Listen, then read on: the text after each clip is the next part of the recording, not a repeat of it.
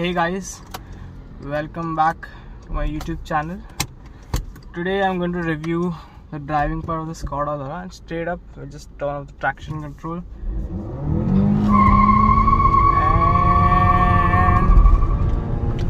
and launch it. Oh man, right now we have 140. That's how this car launches. Tons of wheel spin. So I mean, this car really needs a traction control. It's a very quick car. It's a famous 1.8 TSI engine from Skoda, used in a lot of Audis and even some Volkswagen cars like the Passat. It's a turbocharged engine. It's a 4-cylinder. Produces roughly 160 horsepower and around 250 Newton meters of torque. It is a very tuner friendly engine, so it can be tuned to great amount of powers. So for this car particularly, if you just put an intake and maybe a stage 1 tune, you could easily hit over 200, so around 210 bhp. And if you go stage 2, it does around 240 250. And if you go for the K0 4 turbos and all of the big things, upgraded coils and downpipes and everything, then that setup would easily go beyond about 280-300 horsepower depending on the build. And the tune you go for, it's a very potent engine. It's a very reliable engine as well, comparing the performance it delivers. And about the ride quality of the car, it is a very smooth experience. Right now I haven't got this car tuned, or I haven't done any performance modification to it yet, but sooner or later we are going to go for it. But right now, if you talk about the ride quality of this car, it is very smooth, very subtle. You know, all the suspension points are very soft. So over speed humps, over bad roads like this, over expansion joints, you hardly feel a thing. And comparing it to the modern SUVs also, it's pretty, competitive that way, because it is not a full-blown SUV, but something like a Kia or a Hyundai Creta will have a similar kind of a suspension. Obviously Kia is a little stiffer compared to Cretas, but this is very soft, it is very comfortable. And the main part about it, the cabin insulation is really good. The cabin insule is so good, like if you go at 120 on this car, you won't feel you are going at 120. It is that quiet inside, it is that comfortable. And over bad roads, let's say if you're doing 150, 160 on the expressway and there's a little bit of a bouncy road, this thing would just glide and float through it. It won't hit it because it is not stiff, but it will just glide through it, and it is very comfortable driving. But eventually we are going to get it lowered someday. We are going to get some stiff suspensions for it, because my purpose for this car is not to be luxurious, it's to be sporty. And speaking of sporty, the mileage of the car, the mileage is not very good. It's not even, it can be average, but considering the size and the power the engine packs, I would say it's decent. In the city it would give you around 8 to 9 km per liter, but on the highways it would not give more than 13, or on a good day, a very good day when you're not driving above 60 or maybe 80 in 6th gear, it would give around 14. That is the maximum it will give. So because people buying this car second-hand in the second-hand market would have options like Honda City, some Maruti cars, and this, because it is priced that way in the second-hand market, that it is very competitive that way. So if you are looking at that budget, this thing won't give you the mileage the others would in that price bracket. But this thing has a charm of its own. It drives like a maniac if you push it through. But if you just, right now we are in 6th gear, we are doing around 1500-1600 RPM at 65-70 kilometers per hour. It's very smooth, right? It's very smooth. Right now I can't hear much of anything.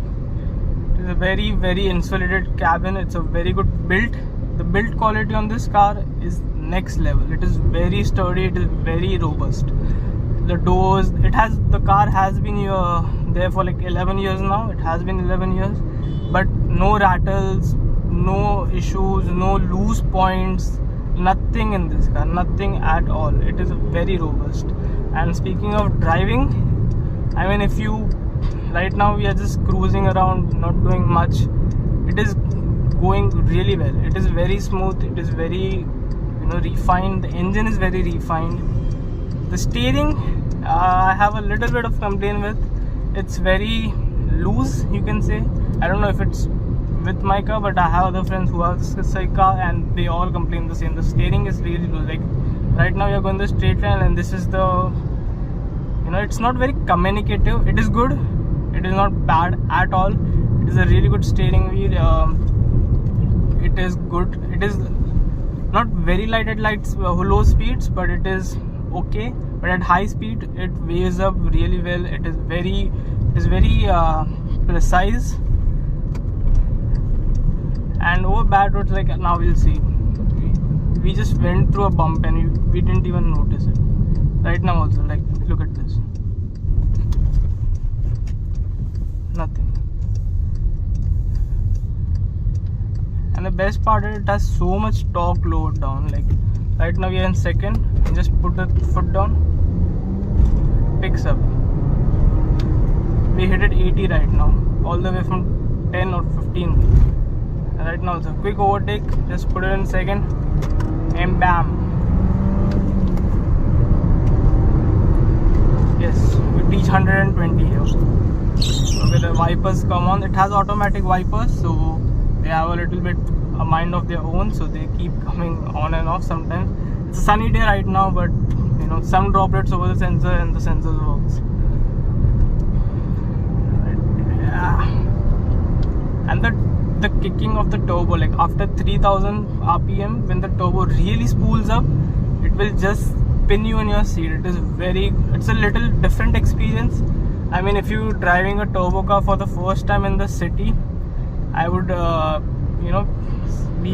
say be cautious if it's your first time, because if you're coming from naturally aspirated car, you have been driving a naturally aspirated for a long time, and you go for this, the experience, the way it drives, the way it handles is very different. It's way apart. You have never felt something like this before, I bet.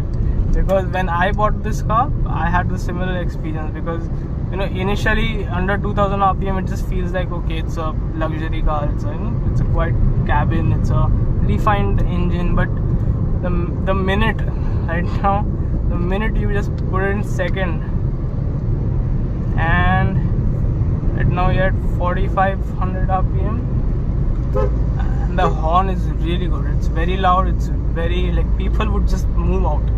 It is very good. And just second and just hit it. Like, it's very powerful, very powerful. And right now it's stock. Okay, so once I get it to, let's say, stage 1, it will be around 200 horsepower, and it's going to be really a good ride to then have it. And the gear shift qualities, this is something I want to talk about. The gears are super precise. Like I have tested other Lauras which didn't have quite a good gearbox, because it gets flimsy over time. The gears are not that defined, but the particular car I have, the gear quality is like A1. It is really good. It shifts, it is very precise under load, under any circumstances, it just works. And the brakes now, the brakes are good, but considering the performance of the car, I really feel they should be upgraded. At least the pads, for now I'll be upgrading the pads sooner, because the braking power is good, but it is not to the level the power is. So the brake pads are something that needs to be upgraded. And that gives me clutch. Clutch is good at light speeds, and in traffic I wouldn't recommend driving this car, because it's a big engine, and it heats up, but it doesn't heat up to an extent you can drive it in the city, obviously. But even when I go for a city ride, just around so wherever I go around the city, and just a short trip, like a 15-minute drive also, when I come back, sometimes the radiator fan turns on even after the car turns off. So, okay, so in this car, if the engine is hot, even after you stop the car, the radiator fans turn on to cool the engine. So whenever in the city you drive it, the radiator fan is going to come on even after you stop the car.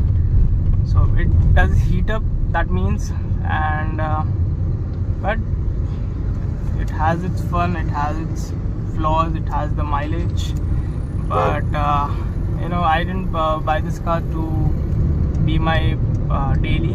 Like, I daily this car, but I bought this with the purpose of modifying it and getting it to maybe stage 1 is the current goal, but we'll eventually get it to stage 2 as well, because why not? I wanted to experience the whole tuning journey, because I have never had a turbo car before. This is my first turbo car as well. So this review comes from someone who never had a turbo car ever. So, but it's a very, very good engine. Like, I have, even in stock power, I feel it is really, really good.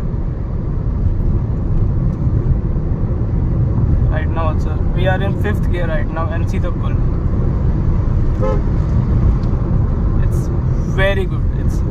It's very torquey. Like, any gear, you just put your foot down and it will just pick up. It will, if it's below 3000 rpm, it might take a little bit of time, but you can feel it building up. But once at 3000, it just goes fast. And the one more thing, it has a turbo, so if you are in a very quiet place, like at night sometimes, you can hear slight, you can hear the turbo, sucking the air, and it just feels like an airplane sometimes inside the cabin. I mean, it's a really good experience. I think once we get to stage 1, stage 2, turbo sound also will increase, because you're pushing more.